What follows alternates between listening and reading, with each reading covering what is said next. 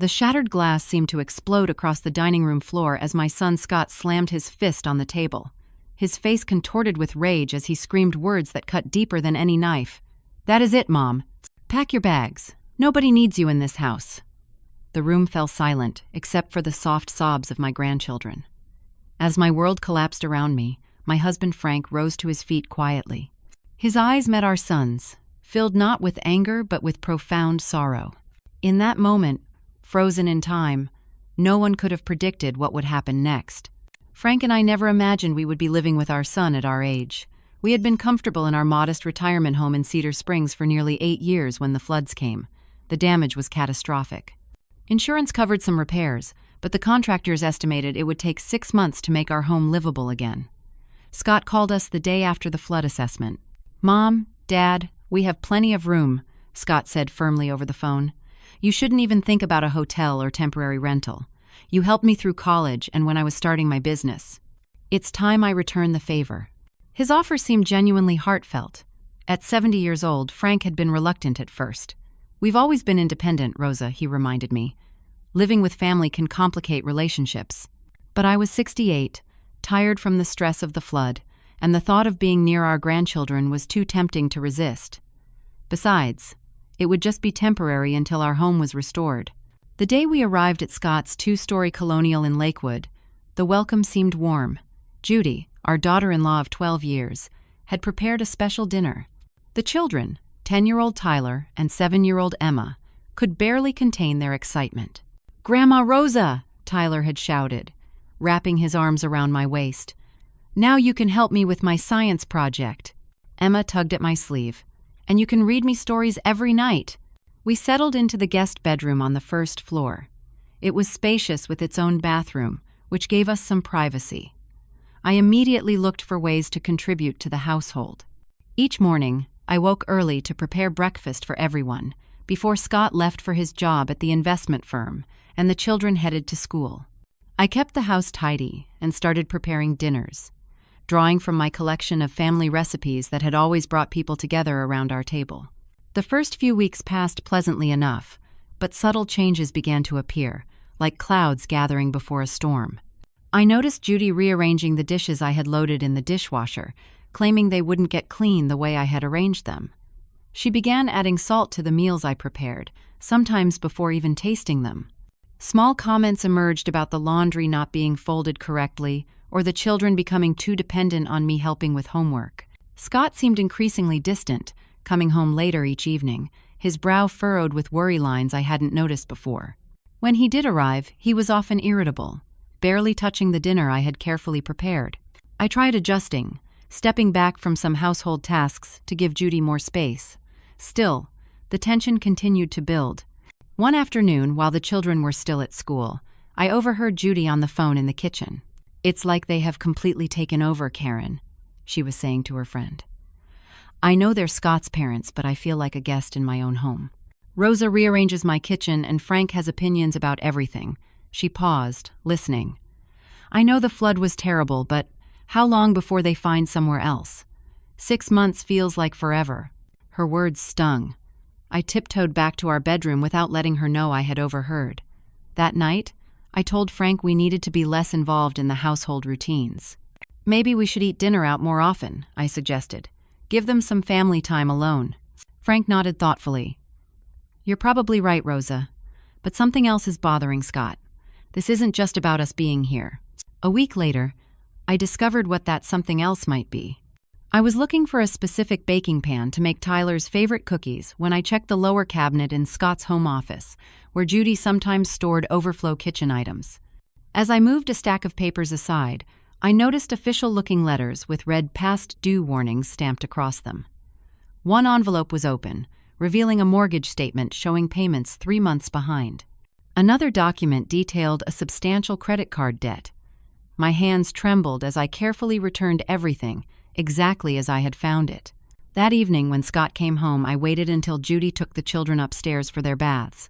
I followed Scott into his office where he was pouring himself a large whiskey. "Scott, I need to talk to you about something," I began carefully. He looked up, his expression guarded. "What is it, Mom?" "I was looking for a baking pan in your office cabinet today, and I accidentally saw some financial papers." His face hardened instantly. "You were going through my private things?" "No, of course not," I quickly clarified. "It was completely accidental. But Scott, honey, if you're having financial troubles, your father and I can help. We have savings that—" "You had no right."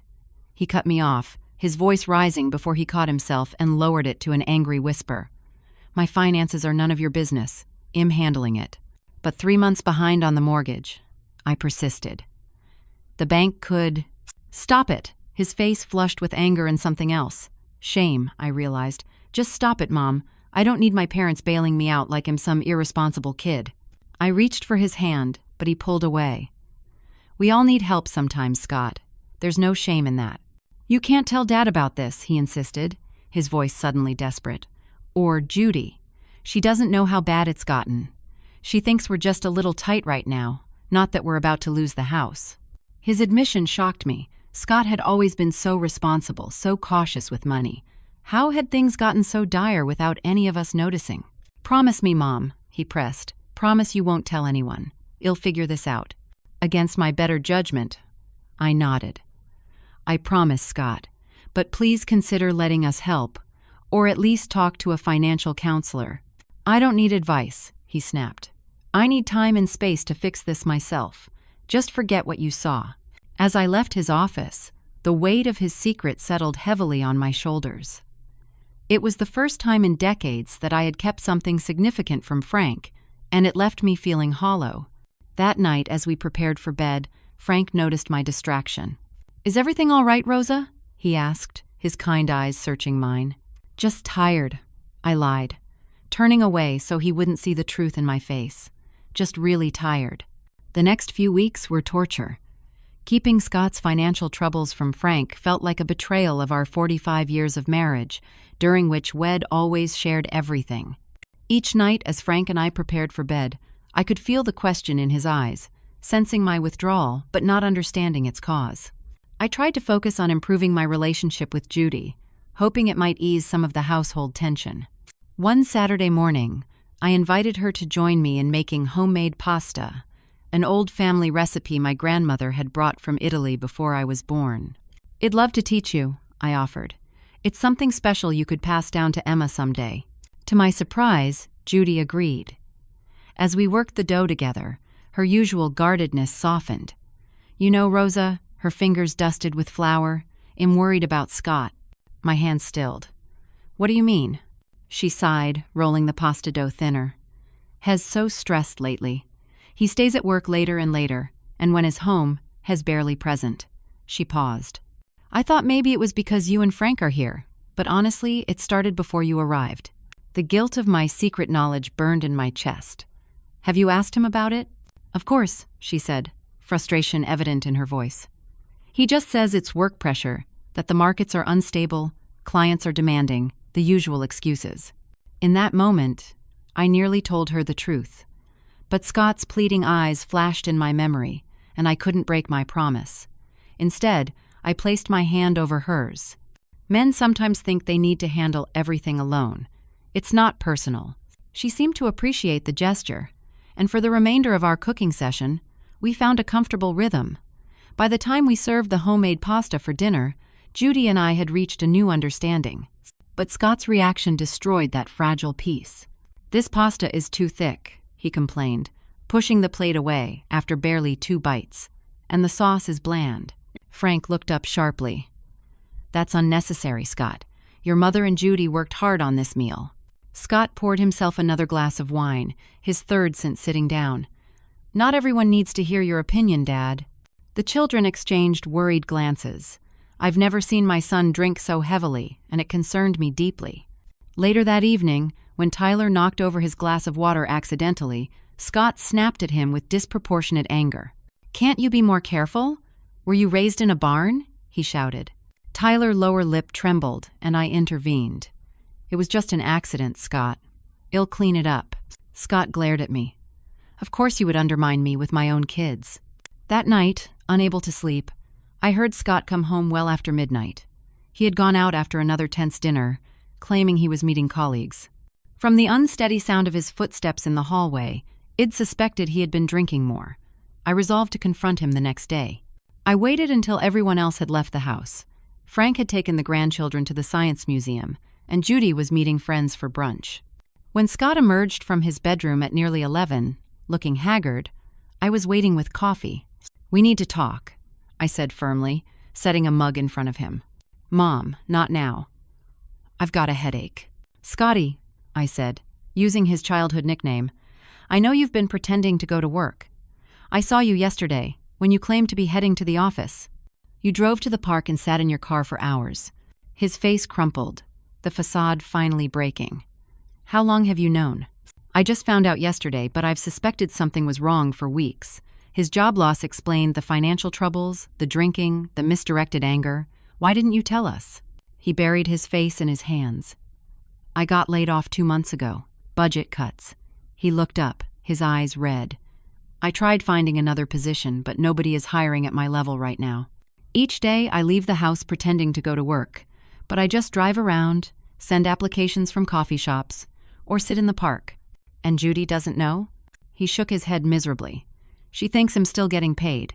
I used our savings to cover expenses for a while, but now that's gone too. I've been putting off creditors, but they keep calling. The mortgage company is threatening foreclosure." He took a shuddering breath. "I can't tell her, Mom. She already thinks I'm a failure." "Scott, keeping this from Judy will destroy your marriage," I said gently, "and the drinking isn't helping anything." "It's the only way I can sleep," he admitted. "The only way I can face everyone pretending everything is fine when it's all falling apart." I reached across the table. "Your father and I can help with the mortgage until you find another job." He yanked his hand away. "Absolutely not. I forbid it." "Then at least let me help you tell Judy," I pleaded. "She deserves to know. You can face this together." "No!" He stood up abruptly. "You promise not to say anything.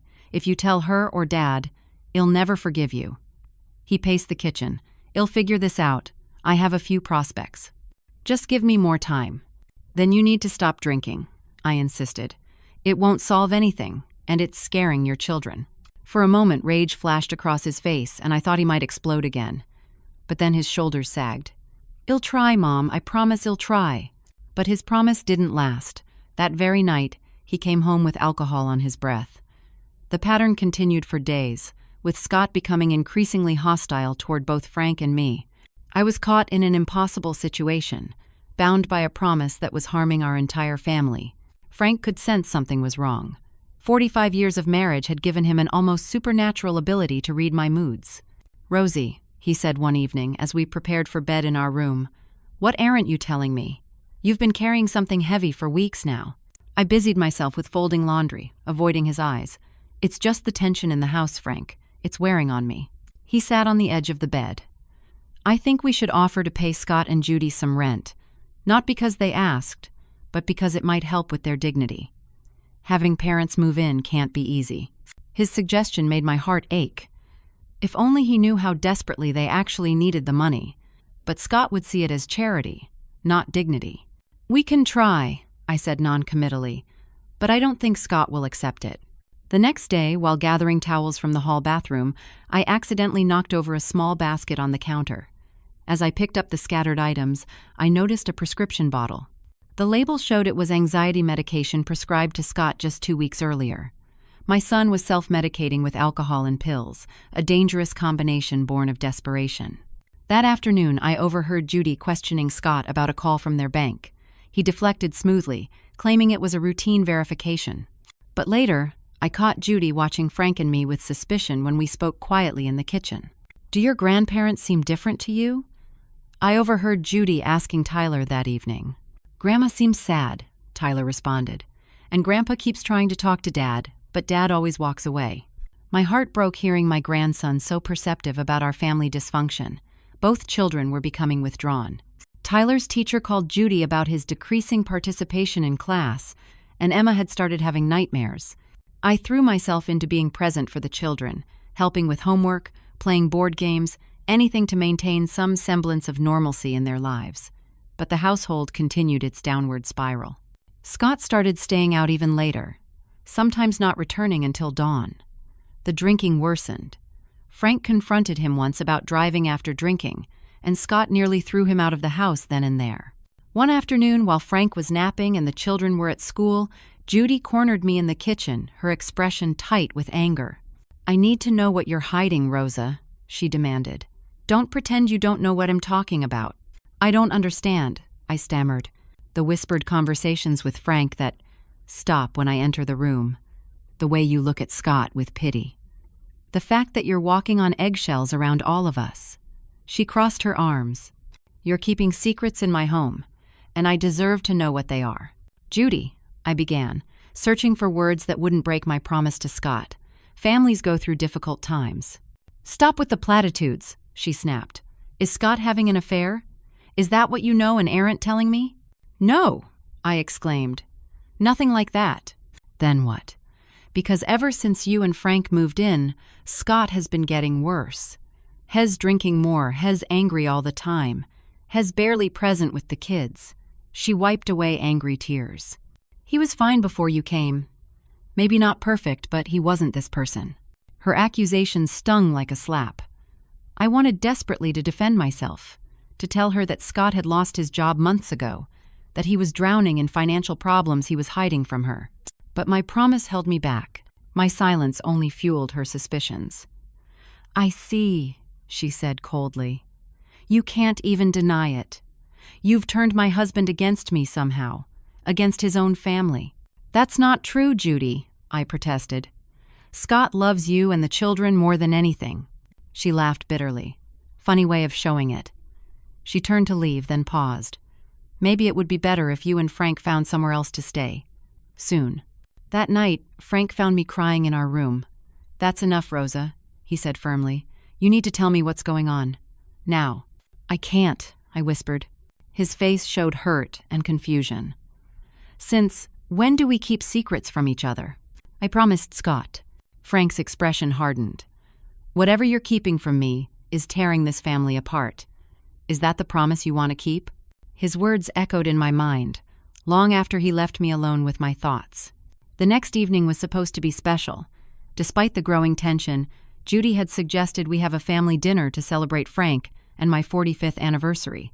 I spent the day preparing a meal that incorporated favorites from everyone in the family. Frank seemed cautiously optimistic that the celebration might bring some healing.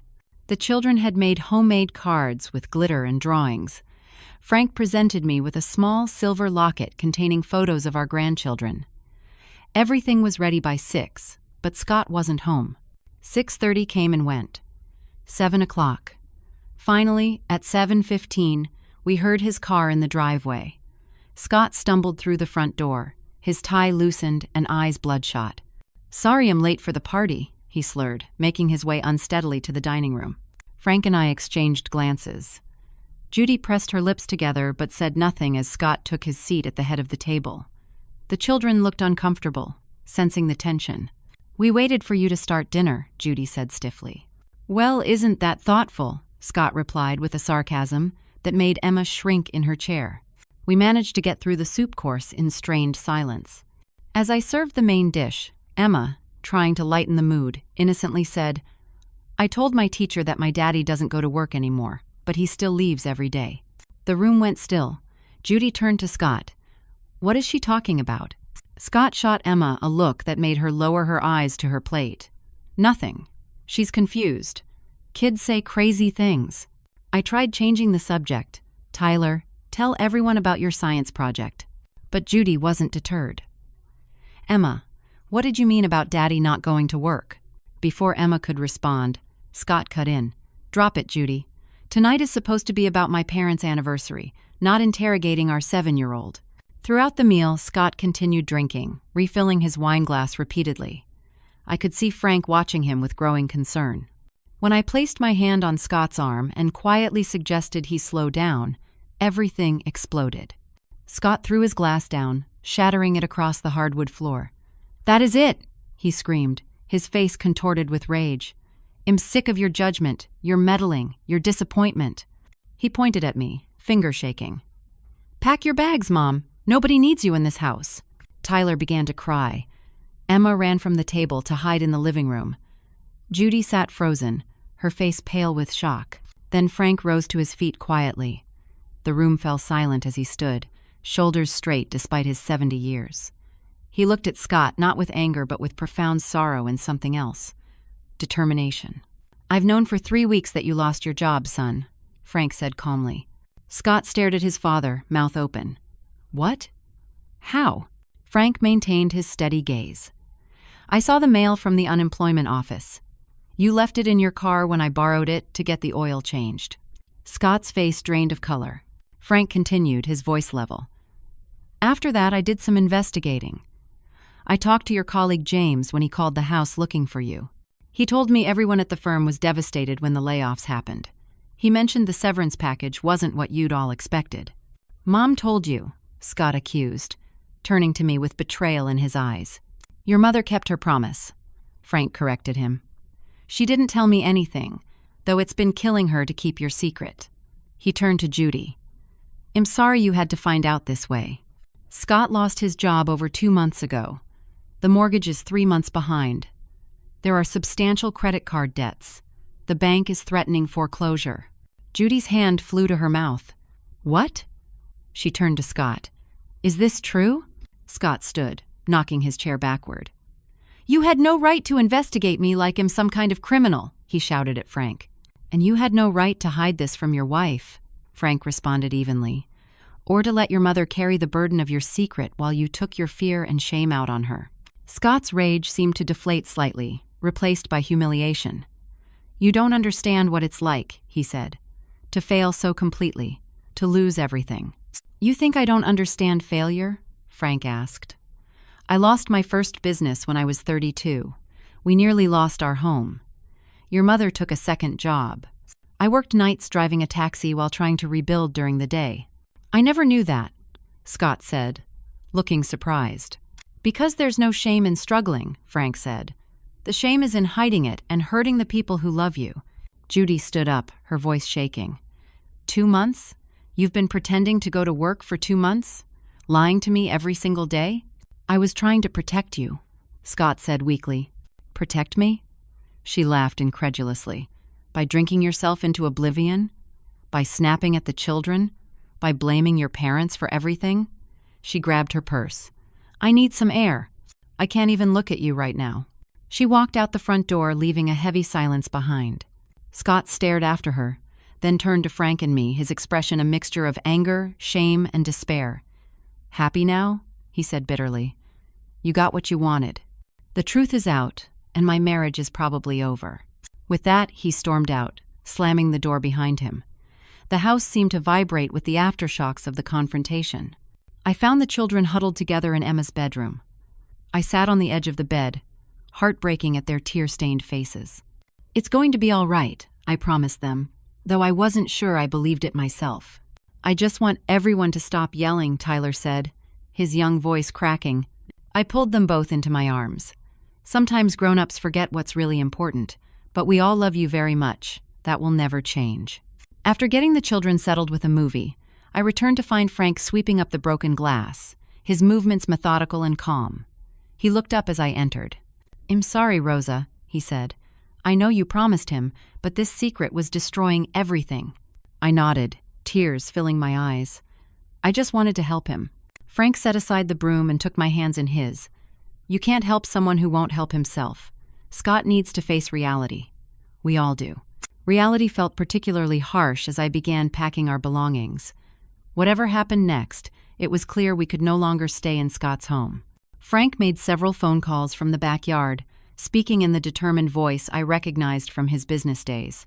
I didn't ask what he was doing. For the first time in weeks, I trusted that my husband had a plan. Scott didn't come home that night. Judy returned around midnight, red-eyed but composed. She checked on the children, then paused at our bedroom door. "I'm sorry, Rosa," she said softly. "I blamed you for all of this, and that wasn't fair." I crossed the room and hugged her tightly. "None of this is your fault," I assured her. "It's not yours either," she replied. "I don't want you and Frank to leave, but maybe it would be better for now." I nodded, understanding. Sometimes families needed space to heal. The following morning, the house remained eerily quiet. The children moved through their breakfast routines subdued. asking questions about their father that I couldn't fully answer. Frank continued making phone calls, his voice low and intense. I focused on finishing our packing, heart heavy with the knowledge that we would be leaving under such painful circumstances. Around noon, Scott finally returned. He looked terrible, unshaven and hollow-eyed, still wearing the same clothes from the previous night. He barely acknowledged any of us as he headed straight for the shower. After he cleaned up, I found him sitting alone in the kitchen, staring at a cup of coffee gone cold. I placed a sandwich in front of him wordlessly. He didn't look up, but after a moment, he started eating, his movements mechanical. "Do you know where Judy is?" he finally asked. "She took the children to her sister's for the afternoon," I replied. "They needed some normalcy." He nodded slightly. "Frank?" "In the backyard, on the phone. Has been making calls all morning." Scott looked up then, his expression guarded. "Calls to whom?" Before I could answer, Frank entered the kitchen. His face showed the weariness of a sleepless night, but his eyes held purpose. "Good, you're here," he said to Scott. "We need to talk." Scott tensed. "More lectures?" Frank shook his head as he sat across from his son. "No lectures, solutions." For the first time, Scott seemed to really look at his father. "What do you mean?" "I've made some arrangements," Frank explained. "First, you have a job interview at Carson Financial on Monday at 10. Bill Carson was my colleague for 20 years. Hes looking for someone with exactly your background." Scott's jaw tightened. "I don't need charity." "It's not charity," Frank countered firmly. "It's networking. The same advantage every successful person uses. Bill needs talent. You need work. I'm just making the connection." Scott seemed to consider this, his defenses lowering slightly. "The second thing? I've arranged for you and Judy to meet with Janet Walsh. She's a financial counselor who specializes in families facing foreclosure. She can help negotiate with your creditors, develop a repayment plan, possibly even restructure your mortgage." Scott pushed his plate away. "I should be able to handle my own finances." "Like you've been handling them the past 2 months?" Frank challenged. Then his voice softened. "Son, asking for help isn't weakness. It's wisdom. Pride is what got you into this mess. Don't let it keep you there." Scott stared at the table for a long time. Finally, he asked, "What about Mom?" "What about her?" Frank responded. "Is she still planning to make me grovel for forgiveness?" Scott muttered. I felt a flash of hurt at his words.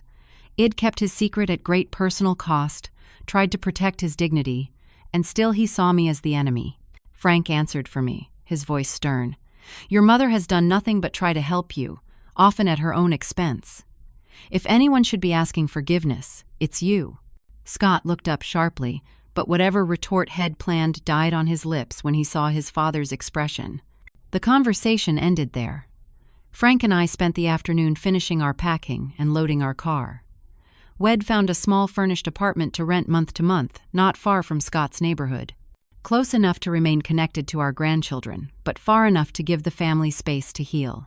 As we prepared to leave, Judy returned with Tyler and Emma. The children ran to us, distressed to learn we were actually leaving. "But you can't go, Grandma," Emma pleaded, clinging to my waist. "Well, still see each other, sweetheart," I promised, though my heart was breaking. "We'll just be living in our own place for a while." Tyler looked between us and his parents, his young face too serious for his years. "Is it because of the fighting?" Frank knelt to his grandson's level. "Sometimes families need a little breathing room, but that doesn't change how much we love you." Scott stood awkwardly in the doorway, watching but not participating. When it came time for final goodbyes, he shook Frank's hand stiffly and gave me a perfunctory hug. But as I turned to leave, he caught my arm. "The letter?" he said quietly. "What letter?" I had almost forgotten. In the midst of packing, I'd written Scott a private letter, slipping it into his desk drawer. It explained why I'd kept his secret, but also why Frank had been right to reveal it. "You'll understand when you read it," I told him. "But please know, everything I did was from love, not judgment." He nodded once, his expression unreadable as we drove away from the house, leaving behind a family in crisis and taking with us the weight of unresolved pain. The first few days in our small apartment were disorienting. After decades of living in our own home, then weeks in our son's spacious house, The compact one-bedroom felt confining, but it was clean, affordable, and most importantly, ours. No tension in the air, no walking on eggshells, no secrets weighing us down.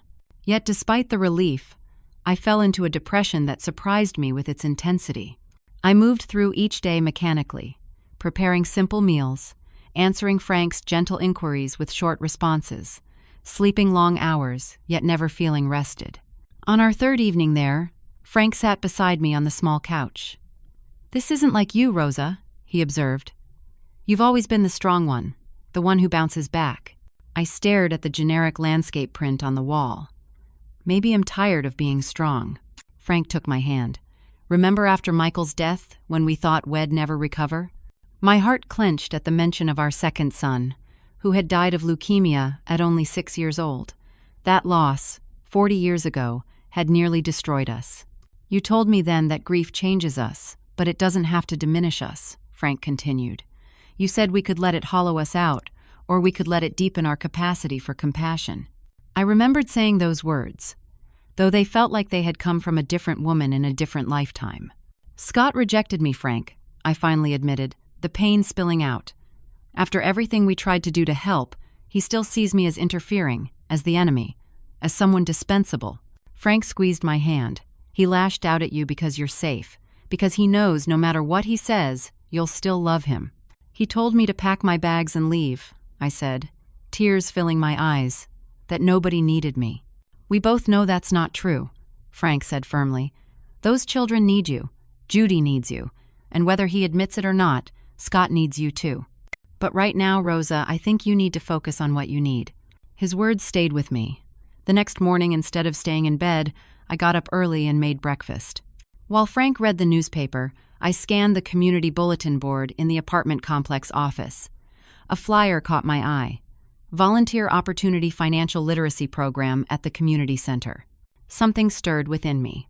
The skills I'd developed managing our household finances through lean years, helping Frank with his small business accounting, even counseling friends informally over the years, they all suddenly seemed valuable in a new way.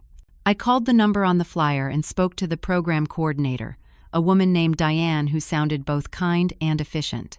"We desperately need people with real-life financial experience," she told me, "especially someone who can relate to families in crisis. Can you start next Tuesday?" For the first time in weeks, I felt a sense of purpose. When I told Frank about the opportunity, he smiled in that knowing way that told me he'd been waiting for me to find my footing again. I began volunteering 2 days a week, sitting with individuals and families who were drowning in debt, facing eviction, struggling to put food on the table while keeping the lights on. I discovered that my age, rather than being a disadvantage, gave me credibility with the clients. They trusted someone who had lived through recessions, who had raised children, who understood the shame that often accompanied financial struggle. Meanwhile, we received updates about Scott's family in bits and pieces. Judy called occasionally, her voice guarded but civil. Scott had gone to the job interview Frank arranged, and had been offered a position that paid somewhat less than his previous job but offered stability. He had also, to my surprise, started attending AA meetings, recognizing that his drinking had become a coping mechanism he could no longer control. Frank and I maintained our connection with the grandchildren, taking them for ice cream or to the park on weekends. They seemed relieved to be away from the tension at home, though I could tell they missed the easy closeness Wed shared when living together. One day, about 3 weeks after Wed moved out, Judy called and asked if she could stop by our apartment alone. When she arrived, she seemed nervous, twisting her wedding ring as she sat at our small kitchen table. "I need your help, Rosa," she admitted. "I don't know how to support Scott through all this." My heart softened. Despite everything, she was trying to save her marriage, to understand the husband who had betrayed her trust. For the next hour, we talked openly about addiction, about financial shame, about the particular pressures men like Scott face when they tie their entire identity to being providers. "He pushes me away when I try to help," she confided. "Says I can't possibly understand what he's going through." I shared what I knew about shame, how it festers in silence and diminishes in the light of compassion. "When I won't accept his attempts to shut me out, when I insist on being seen and heard, he feels threatened," she realized. "But if I back off completely, he's alone again." "It's a delicate balance," I acknowledged. but the fact that you're trying to understand instead of just walking away that matters more than you know. Before she left, Judy hugged me tightly. "You didn't deserve what happened," she whispered. "I hope hell realized that someday." As weeks passed, my volunteer work expanded. Diane asked if I would develop a specialized workshop for families dealing with both financial crisis and addiction issues, recognizing how often these challenges intertwined. I threw myself into the project, researching, creating handouts, practicing presentations with Frank as my patient audience. The first workshop attracted only 3 participants, but their engagement and gratitude fueled my determination. The next drew 8 people, then 15. Something about my approach sharing both practical financial strategies and the emotional tools to handle shame and setbacks resonated with people. A local reporter attended one session and wrote a small piece for the community newspaper about our program, highlighting my personal touch and practical wisdom. The article included a photo of me standing before a whiteboard, gesturing animatedly as I explained debt consolidation options. I never expected Scott to see the article. We still had minimal contact, mostly brief, stilted interactions when exchanging the grandchildren for visits. But one Tuesday afternoon, as I was gathering materials after a workshop, I looked up to find my son standing in the doorway of the community center classroom, newspaper in hand. I nearly dropped the stack of handouts I was holding. "Scott, what are you doing here?" He shifted uncomfortably, then held up the newspaper. "I saw this, your program." For a moment, neither of us seemed to know what to say next. Scott looked different, not just physically, though he had lost the bloated appearance that came with heavy drinking, but something in his eyes had changed. The defensive anger had been replaced by something more complicated, more thoughtful. "Is it helping?" he finally asked. "The people who come here?"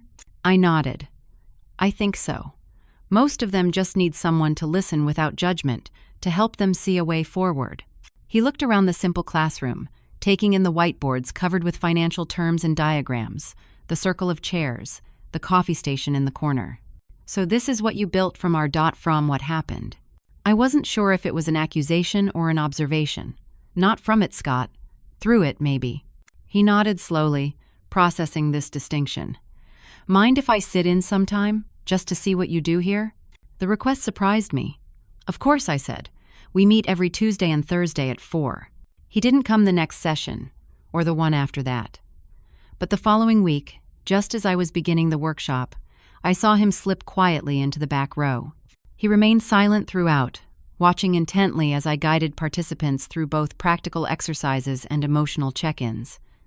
Afterward, he left without speaking to me, but 2 days later, he returned. This time, when the session ended, he stayed, helping me stack chairs and clean up the coffee station. I pretended not to notice how closely he was studying the resource materials I'd developed, or how he listened when a participant thanked me for changing their perspective on financial recovery. "Mom," he said finally, as we finished tidying the room, "you're really good at this." The simple compliment, so unexpected after weeks of tension, brought tears to my eyes. "Thank you," I managed. He hesitated, then added, "You took something painful and turned it into a way to help others. I never would have thought of that." In his voice, I heard the first tentative steps toward understanding, maybe even reconciliation. It wasn't forgiveness yet, not an explicit acknowledgement of how his words and actions had hurt me. But it was something. A beginning. 6 months passed, bringing changes none of us could have predicted that terrible night, when Scott had told me to pack my bags and leave. The financial counseling Frank had arranged had helped Scott and Judy develop a sustainable plan. They sold their too expensive house and moved into a smaller home, more aligned with their current income. Scott had not only maintained his sobriety, but had become active in helping other professionals facing similar struggles.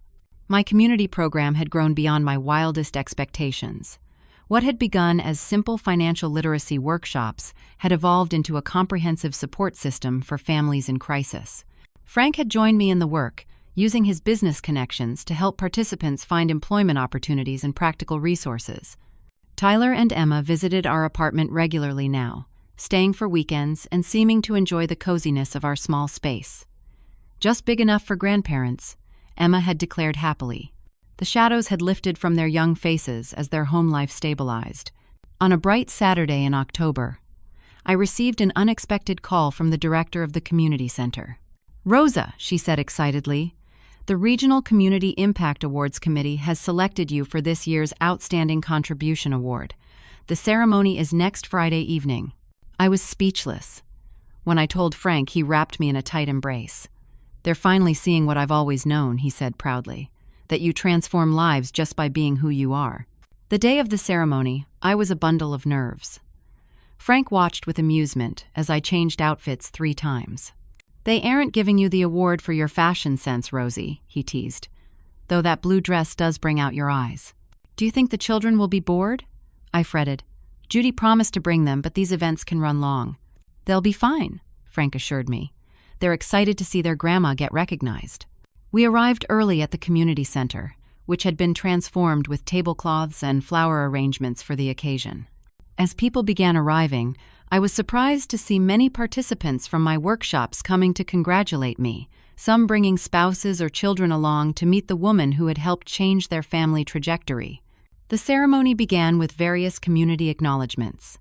I barely registered the other awards, my stomach fluttering with an unfamiliar mix of pride and embarrassment at being the center of attention. When they called my name, Frank squeezed my hand before I made my way to the small stage. Standing at the podium, I looked out at the gathered faces and suddenly froze. There in the back, slightly apart but undeniably present, stood Scott. He hadn't mentioned attending, hadn't even acknowledged knowing about the award when Judy had called to confirm they were bringing the children. Our eyes met across the room, and then, slowly, deliberately, he began to applaud. The gesture, so simple yet so profound coming from him, broke something open in my heart.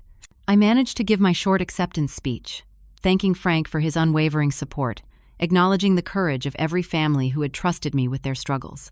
As I returned to my table, I noticed Scott making his way toward us, moving with purpose through the crowd.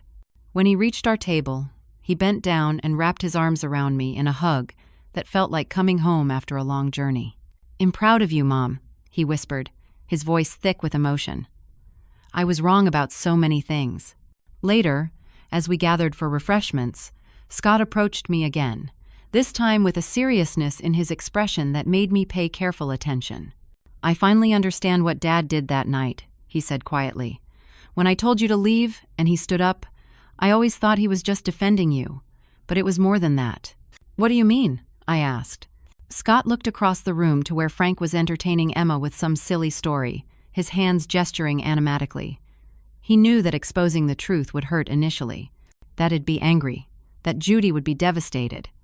But he saw the bigger picture, the freedom that comes with honesty, the possibility of real healing instead of just covering wounds.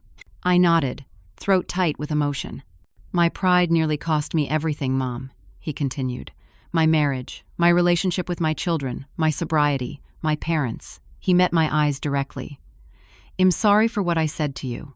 No one deserves to hear those words, especially not someone who only ever tried to help." The acknowledgement, so long in coming, washed over me like a cleansing rain. I had not realized how much I had needed to hear him say it. 2 weeks later, we celebrated Thanksgiving in our small apartment. The table was crowded, the turkey barely fit in our compact oven, and we had to borrow folding chairs from a neighbor, but none of that mattered. What mattered was Scott's easy laughter, Judy's relaxed smile, the children's excited chatter, and Frank's quiet contentment as he surveyed the family head helped save through his courage and wisdom.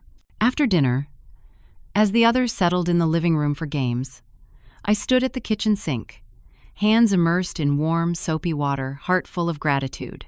Frank came up behind me, wrapping his arms around my waist and resting his chin on my shoulder. "Worth it?" he asked softly. "All the pain, all the struggle to get here?" I thought about the journey we'd traveled, how a crisis that had threatened to destroy our family had instead revealed strengths none of us knew we possessed, how I'd discovered a purpose that now brought meaning to dozens of other families, how Scott had found his way back to himself, to his family, to us. "More than worth it," I answered, leaning back against the steady strength of my husband.